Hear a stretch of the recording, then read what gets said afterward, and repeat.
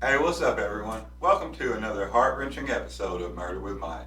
I'm your host, Mike, and today we are lucky enough to have my beautiful wife, Miss Shae. Hi, y'all.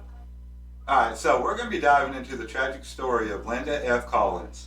She was a businesswoman, a politician, and her life was cut short by a heinous act of betrayal.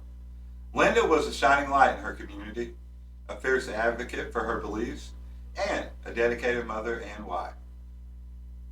The death of Linda sent shockwaves through her small town of Pocahontas, Arkansas, leaving everyone wondering who could commit such a heinous crime against someone that was so loved. That's right, Mike. On this episode, we're going to take you through Linda's incredible journey from her humble beginnings to the tragic events that unfolded in the early summer of 2019. So grab a cup of coffee, settle in, and let's get started. That's right, Shae. Alright, y'all. Linda Collins was born in Pocahontas, Arkansas, and grew up in a world that was a far cry from the corridors of power. Her family was very poor. They lived in a home without running water until she reached her teen years. Yet she did not let that hold her down or define her. Through hard work and determination, she became a successful businesswoman, owning and operating the Days Inn in her hometown. Linda's entrepreneurial spirit and strong values led her to a life of public service. She served in the Arkansas House of Representatives from 2011 to 2013. Initially as a Democrat, before switching to the Republican Party, her tenure was marked by a commitment to protecting individual rights and standing firm against government outreach. So it was in the Arkansas Senate, however, that Linda truly made her mark.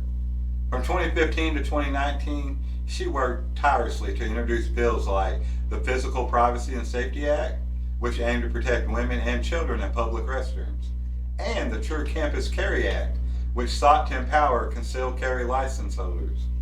Despite her strong beliefs, Linda's political career was not without its challenges.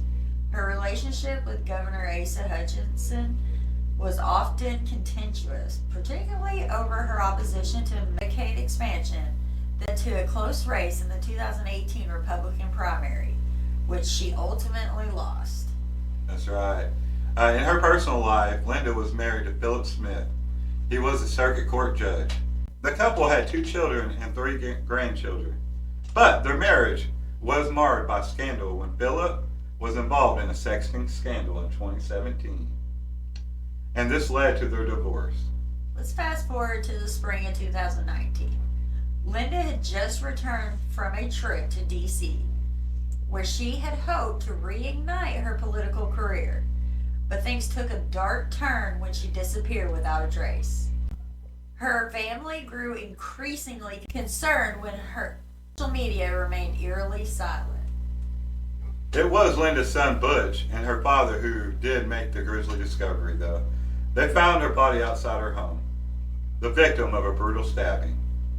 Now, initially, reports indicated that she had been shot, but it was later determined that she had been killed with a knife. The town was in a frenzy. Who could have done this to such a beloved community member? The case quickly became a media sensation, without many pointing fingers at Linda's ex-husband Phil and the tension between them following their divorce. But as the investigation unfolded, the true killer would reveal themselves in no way anyone could imagine. It's always the husband they blame at first, Well, yeah. or ex. Vice versa. It's always the spouse. Right. Enter Becky O'Donnell, y'all, a former campaign worker and close friend at Linda's.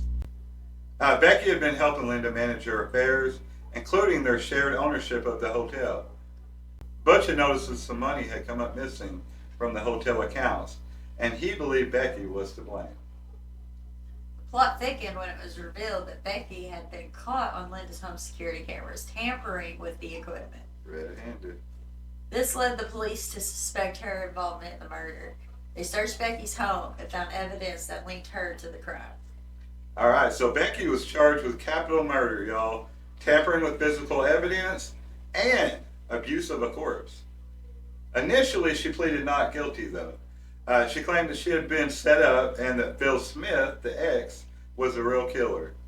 But as evidence mounted, Becky had no choice but to admit to her faults.